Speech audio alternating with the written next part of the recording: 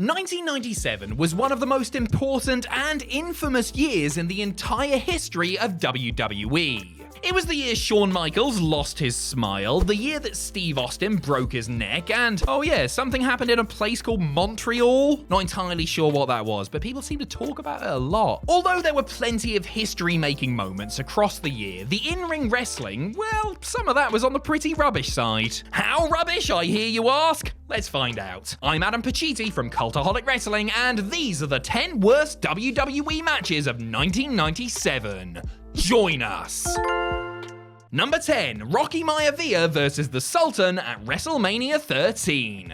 Ha! WrestleMania 13. You better believe we'll be checking in with this show a few times on the list. The first singles match on the card was an IC title bout pitting young champion Rocky Maivia against the mysterious Sultan. The Sultan was marketed as a silent warrior from a far-off land, with legends the Iron Sheik and Bob Backlund in his corner. It was actually the future Rikishi under a plastic mask, by the way. The pair were decent enough competitors at this point in time, but neither had quite found the groove that would make them beloved Attitude Era names. It also didn't help that the match had zero heat behind it. Not really what you want for a title match on your biggest show of the year. In the end, Maivia won the match with a roll-up to retain the gold, which still wasn't enough to get the fans to stop chanting, "Rocky sucks!" As for our boy the Sultan, he disappeared about 9 months later and was never seen again. Number 9, Mark MERO versus LEIF CASSIDY at In Your House 13 Final 4. Sticking with popular Attitude Era wrestlers who were working under different names in 1997, Al Snow used to wrestle for WWE under the utterly rubbish name of LEIF CASSIDY. After initially partnering up with Marty Jannetty as the New Rockers, Mr. Cassidy went on a singles run that included a pay-per-view singles match with Mark MERO. While 4 men were tussling for the vacant world title in the main event, LEIF and the Wild Man were putting on a pretty dull encounter to open the show, with Sable doing her best to interfere from ringside. MERO hitting a shooting star press to get the win was certainly impressive. We're surprised he wasn't tried for witchcraft for this in 97, but that did little to enhance this truly bland encounter. Hey, at least Mark MERO got an actual win. Seeing one of those was pretty rare. Number 8, SAVIO VEGA versus Crush versus FAAROOQ at Ground Zero in Your House. A large portion of 1997 was dominated by what WWE called Gang Wars. This multi-faction saga began when Crush and Savio Vega were both kicked out of the Nation of Domination. This led to them forming their own special clubs. Vega headed up Los Boricuas, while Crush was in charge of the Disciples of Apocalypse. Presumably they were trying to bring about the end of the world with bad wrestling. The leaders of these 3 troops eventually all faced off in a triple threat match at Ground Zero in September. On paper, this could have been really interesting. Unfortunately though, wrestling matches don't happen on paper, apart from those weird e-feds online. Gross. The match felt sluggish and undynamic, the 3 men half-heartedly trading moves back and forth while going for pinfalls every 30 seconds or so. It got a bit better when 2 participants would team up to take on the 3rd, but that's about as exciting as things got. Number 7, Tiger Ali Singh versus LEIF CASSIDY at One Night Only. One Night Only, the UK show famous for the British Bulldog dedicating his upcoming win to his sister who was suffering with cancer, only for Shawn Michaels to change the finish and decide that he was going over instead. Great guy. 2 people who might have actually been grateful that HBK pulled this stunt were Tiger Ali Singh and our man, LEIF CASSIDY. Why is that? Well, because it meant that nobody was talking about their stinker of a match from earlier in the night. Despite only being given 4 minutes to work with, the 2 still managed to screw up basic moves like putting somebody on the top rope. Tiger eventually got the win with a top rope bulldog, which Vince McMahon decided to call a Tiger Bomb even though that was already a move. This was an utterly pointless battle, but hopefully they got some nice fish and chippies out of their journey, eh? Number 6, Brian Christopher versus Scott PUTSKI at Ground Zero in Your House. Brian Christopher and Jerry Lawler's joke of denying that they were related was a pretty decent running gag around this time. Unfortunately, it was also by far the best thing about about this baffling bout from Ground Zero, where Christopher took on another second-generation star in Scott PUTSKI. Son of the Polish hammer Ivan PUTSKI, Scott not only had the heritage, but also the body. Seriously, he looked like Vince McMahon had personally designed him on a supercomputer. The wrestling wasn't half bad either, as the duo threw some pretty impressive stuff at each other. Christopher even hit a skull-crushing finale out of nowhere. He came to play. Sadly, this match is on our list because of the finish. PUTSKI got hit by a dive to the outside and then sold an injury to his knee. Instead of hopping back up to continue the match like a valiant babyface, PUTSKI stayed down until he was counted out after just shy of 5 minutes of ring time.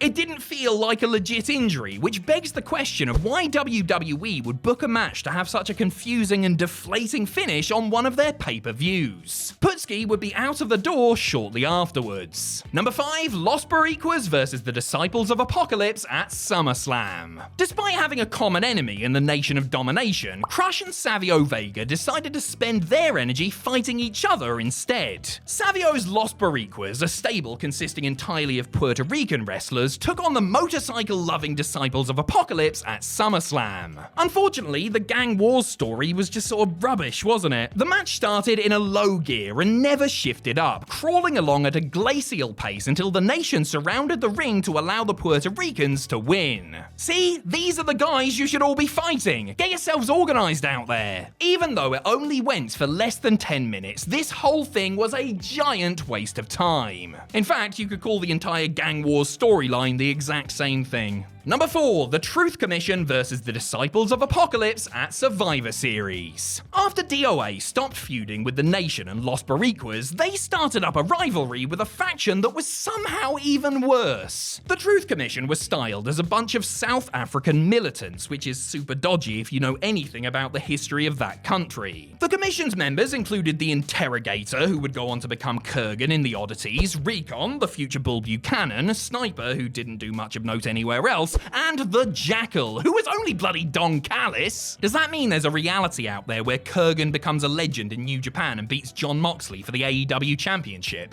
Ugh. Back to the match, and without being too harsh, Bryan Adams being one of the best workers in a pay-per-view bout is a sign that things are not about to go well. You could argue that Callis actually hit the most athletic move of the match with a flying knee drop, but it was no-sold almost immediately. Sorry, Don. Number 3, the Fatal 4-Way Elimination Tag at WrestleMania 13. WrestleMania 13 got started in earnest with a 4-way elimination tag match pitting the Headbangers against the Godwins, Doug Furnas and Philip LaFon, and the New Blackjacks. The match was to decide who would become #1 contenders to the tag team titles, which is a great indicator of just how thin the tag division was at the time. The champions were Owen Hart and the British Bulldog, who were trying their very best despite having no more than a handful of gimmicky teams to feud with. This match is full of very strange moments. At one point, both Headbangers were the legal men at the same time and actually fought each other for some reason. And then Blackjack Bradshaw, the future JBL, just shoved the ref over out of nowhere to get his team and Furnas and LaFon DQ'd. This led to the grand finale of the Headbangers versus the Godwins. Mosh and Thrasher won, setting up a tag title match. They didn't even win. Number 2, Triple H versus Sergeant Slaughter at D-Generation X in your house. Back in the day, Sergeant Slaughter was a bona fide attraction, capable of putting on huge matches and selling out venues up and down the country. Unfortunately, that time was 1977 rather than 1997. By the time December of that year rolled around, Slaughter was nearing 50 and had settled into his role as WWE's on-screen commissioner.